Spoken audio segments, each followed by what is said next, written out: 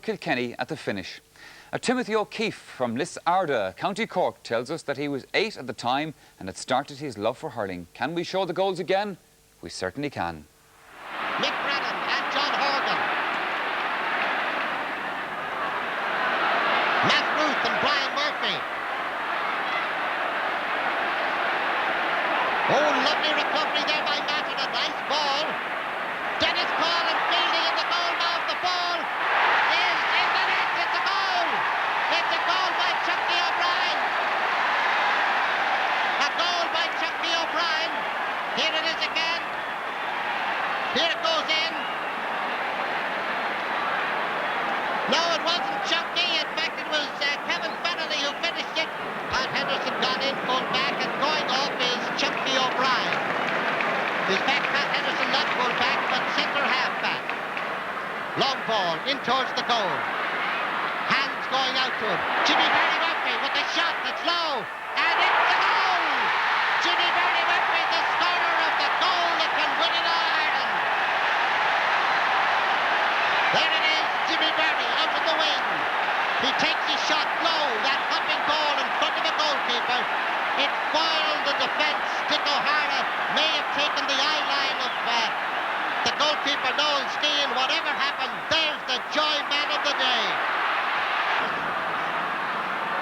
Well, up there, here's Mick Brennan.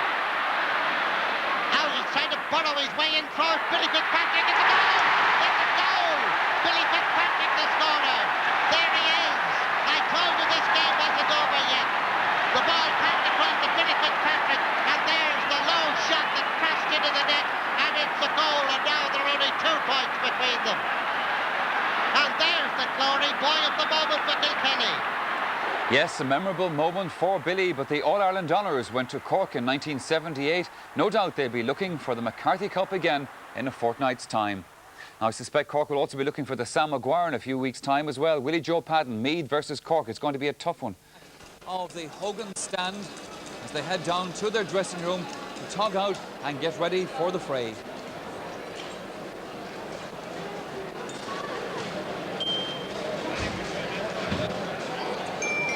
So there's the scene at Croke Park, a scene that we're going to leave just for a few moments because we're taking a commercial break. Come back to us right after that. They'll be coming out here shortly, but inside in the dressing room things are relatively quiet now. In the Cork dressing room there was great excitement when they heard about that sensational comeback in the minor match. Everybody in the senior dressing room very anxious, very interested in what was happening in the minor match, and they were absolutely delighted for Dennis Cullen and Pat and all the lads involved in the team in the background. Now they're in concentrating on their own game. Gerald McCarthy very tense, very anxious. Father O'Brien more relaxed, a smile for everybody. Jim Cashman came in early enough. Kevin and Hennessy came in early. He wasn't smiling, Kevin, he looked a little anxious. Jim Cashman had a smile for everybody. He was in great form. I never saw a player as relaxed or as confident. Everybody in the Cork dressing room fit and well, all in great form, all dying to get on with the game. There's a spirit of camaraderie in there. There's a nice, relaxed, light air in there. I'm sure it'll get just a little harder, more tense in the next few minutes. In the Galway dressing room, well, they had no excitement for their minors this year. They weren't in it, so they could concentrate totally on the job in hand, and things were good in there too. Michael Coleman's finger, there was a little anxiety about that, but I believe he has thrown off the strapping. Lawrence Larkin, the vice chairman of the hurling board, told me that he wouldn't bother with it, although they hadn't made a final decision on that.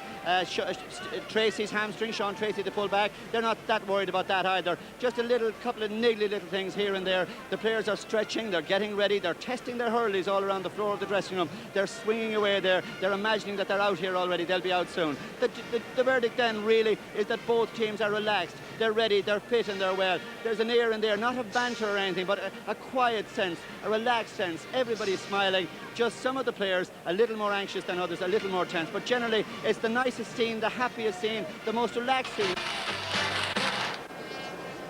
And so the scene is set then for the 1990 All-Ireland hurling final. The crowd are here, the Artane Boys band are here. Some have come further than others. Brian Keenan with us here also this afternoon. Well, the only ones missing for the moment are the stars of the show, the players of Cork and Galway, but they will be with us very shortly as well. Your big match commentator this afternoon is Ger Canning. Thank you very much indeed, Michael. Just under 20 minutes to the start of the 5th ever All-Ireland hurling final meeting of Cork and Galway, with the Western County yet to record a win. But Galway hurlers this time fiercely determined to atone for last year and gain a victory they so badly want. Cork get the honour of coming out first onto Croke Park. A magnificent welcome for the Munster champions, seen as outsiders for the title, but with 8 of the team that beat Galway in the 1986 final in action. The Cork supporters, I should say, up on Hill 16, acclaiming their team. Sean O'Gorman there in the background, Ger Cunningham the goalkeeper, Ger who was 29 on Thursday and hoping for a belated birthday party. A sea of colour, red and white, and many other colours mixed in there as well, because there are so many flags of different nationalities, but as long as you have the little bit of red or the little bit of white in the flag, well, that seems to suffice. No hopers virtually at the outside of the Munster campaign, but led by Father Michael O'Brien, they've confounded just about everyone, this team.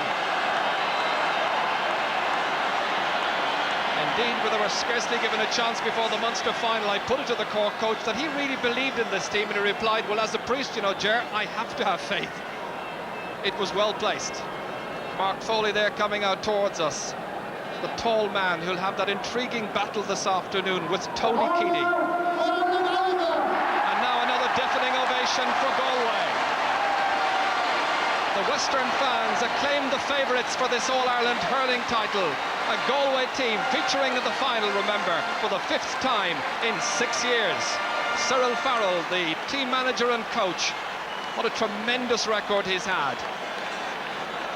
Phelan Murphy getting the good wishes of some of the supporters down there near the dressing room area. Ollie Kilkenny here, the number 4, who gave a very sturdy semi-final performance. The flags for Galway there behind the goal at the canal end. The substitutes making their way off towards the dugout across on the far side on a splendid setting. Temperatures 21 degrees this afternoon. There's Anthony Cunningham.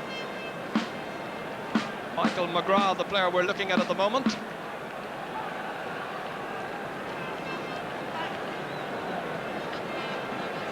Tense, anxious moments for the players, an opportunity to rid themselves of some of the nerves in this splendid and impressive setting. An opportunity then to take a check on the teams this afternoon in pictorial form, and we'll start with Munster champions Cork. Champion. One of 7 final newcomers in the Cork team. Happily recovered from injury yet again. Long-time reliable substitute. A sub for the 86 final with Galway. One of Cork's most consistent this year. Cork's captain for the Munster final. Really shone in that win over Tipperary. Ever the man for the big occasion. Back to his very best again this year. Scorer of 2 goals and 7 points in the Munster decider. Sure to command much Galway attention today. Remembered for his goal in a million 4 years ago. On a day when Kevin also scored against Galway. He's hit 4 goals in his last 2 games. And so we've seen the Cork team, so to Galway, have had their photographs taken. A Galway team who are rated as favourites by many people, many experts deciding that they have the class, and they certainly have the experience. And in Joe Cooney here, surely they've got an ace. Let's take a look at the Galway team then.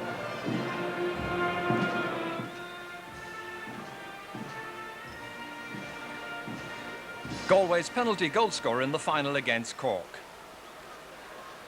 One of 2 Galway newcomers to final day. Named an All-Star last year. The team's regular left corner back. One of the finest wing-back exponents. Missed last year due to suspension. Man of the match in the semi-final against Offaly.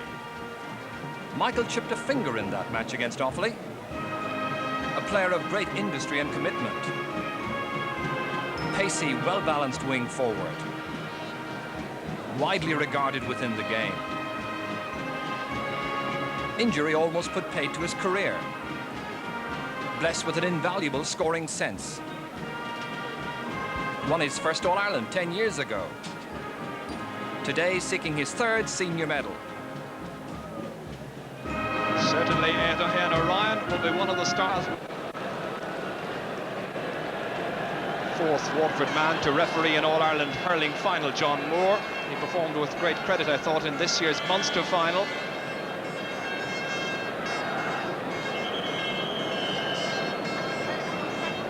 So the two teams being called across now by their respective captains. Greeted by His Excellency the President of Ireland and Dr. Padre Hirada, and then we will have the grand parade. Little meeting in the huddle. Father Michael O'Brien, widely acclaimed as a hurling coach, a most knowledgeable man. So can he work the oracle once again this afternoon? A word of good wishes to everybody.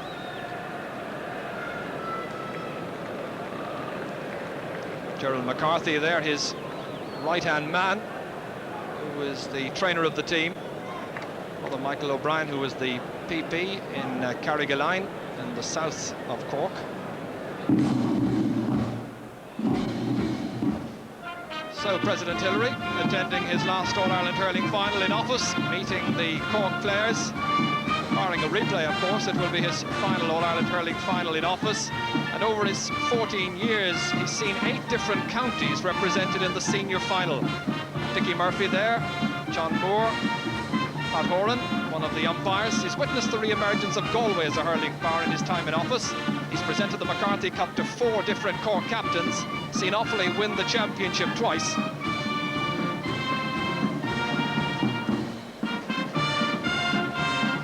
Just to continue that, he's also witnessed in office the return to glory of Tipperary and seen Kilkenny win the ultimate prize in hurling on 3 occasions, while Wexford, Limerick and Antrim have played their part in the excitement as well. I suppose if he's had a regret, it would probably be the absence of his native county Clare from the big occasion, although the Clare Miners were here last year. 1932, the last time Clare Seniors played in the final.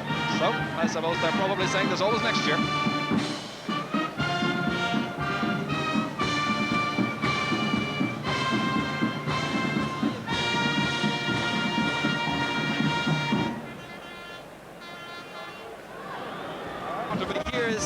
Intensive, often grueling training. Sean O'Gorman there and Kevin Hennessy, the number 14. Training that's ensured that both limbs and mind are fine-tuned and ready for the fray this afternoon. Amateur players will remind you, those of you watching it across in Britain and in America as well, all of them who've prepared with a professional approach. Players who face back into their everyday jobs next week. Well, it'll be some time if they win. Cork and Galway hurlers at the peak of condition, who've contended with all kinds of pressure, the kinds of pressure I imagine that would tax the energy and resolve of highly paid athletes. It's a colourful, indeed happy setting here in Croke Park. The humour has been good all day, lots of good-natured banter between the rival fans out in the streets, out on Jones's Road, the flags waving happily, and the promise of some of the rival fans to meet a little later on, discuss it all over a glass, or maybe a cup, or perhaps a sample.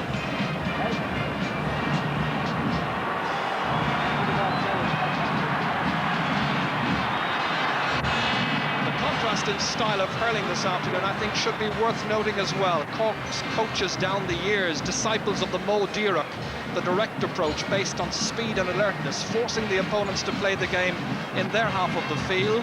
No great over-elaboration, the emphasis on